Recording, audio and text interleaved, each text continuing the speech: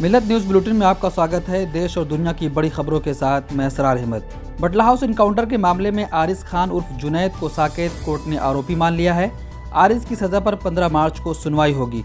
इस फैसले पर वकील MS खान ने कोर्ट के फैसले पर टिप्पणी करते हुए कहा कि कोर्ट ने फैसला सिर्फ अंदाजे के आधार पर सुनाया है।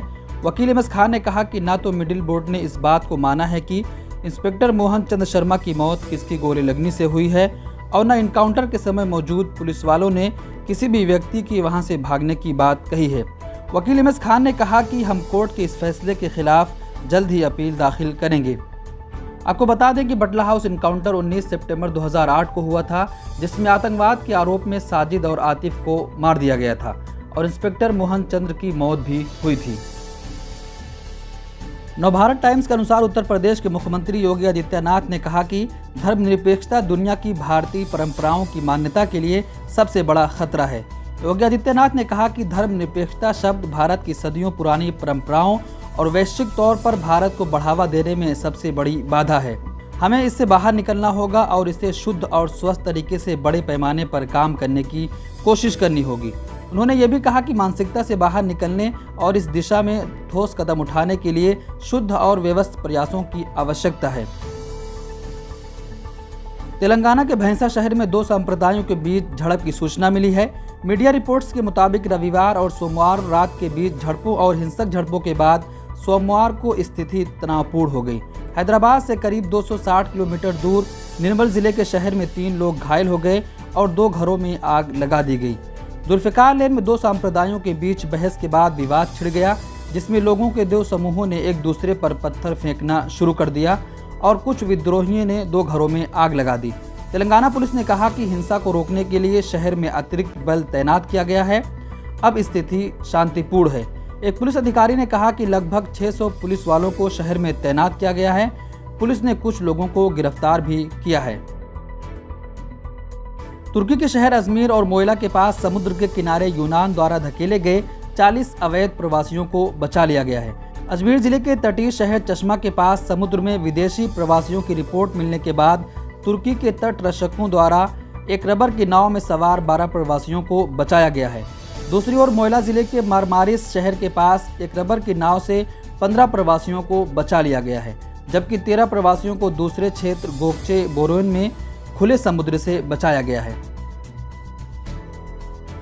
कोलकाता के स्टैंडर्ड रोड इलाके में सोमवार की शाम एक ऊंची इमारत की 13वीं मंजिल पर आग लग गई। इस हादसे में 9 लोगों की मौत हो गई। इस इमारत में रेलवे के कार्यालय भी बताए जा रहे हैं। कोलकाता पुलिस के एक अधिकारी ने बताया कि आग लगने की यह घटना शाम 6:10 पर हुई।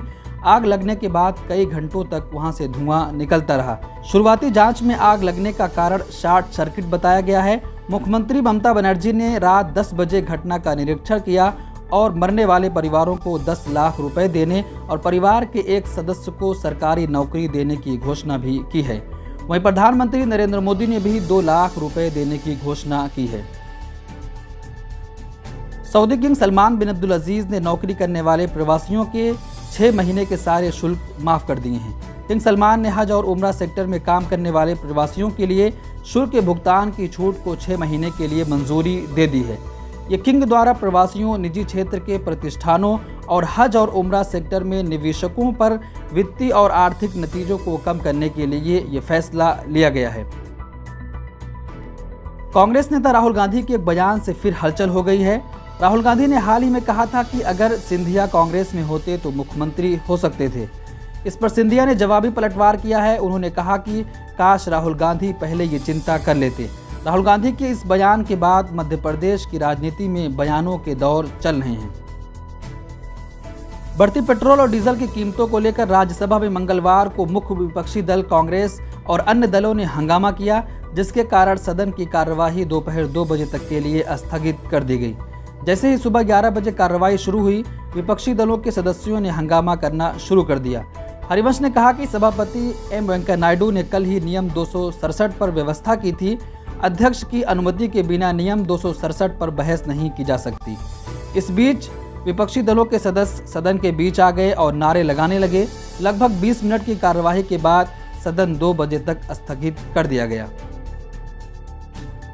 कांग्रेस नेता राहुल गांधी ने अपने एक बयान में कहा कि भारत को गैर सीमा युद्ध के लिए तैयार रहना चाहिए। चीन के साथ सीमा तनाव से निपटने के लिए मोदी सरकार की आलोचना करने वाले राहुल गांधी ने ट्वीट किया है कि भारतीय सेना को 2.5 मोर्चे पर लड़ने के लिए स्थापित किया गया है, अब इसका रिवाज नहीं रहा, हमें गैर सीमा युद्ध की तैयारी करनी चाहिए। सऊदी अरब में तेल की फैक्ट्री पर यमन के हौसियों ने रॉकेट से हमला किया। ऑयल प्लांट पर गिरने वाले रॉकेट के टुकड़े से किसी हताहत की खबर नहीं है। अंतर्राष्ट्रीय समाचार एजेंसी के अनुसार सऊदी ऊर्जा मंत्रालय ने रास तनूरा के पूर्वी क्षेत्र में तेल कंपनी में से एक पर रॉकेट हमले की पुष्टि करते हुए कहा कि नुकसान नहीं हुआ है, जबकि रॉकेट को हवा में ही तबाह कर दिया गया है।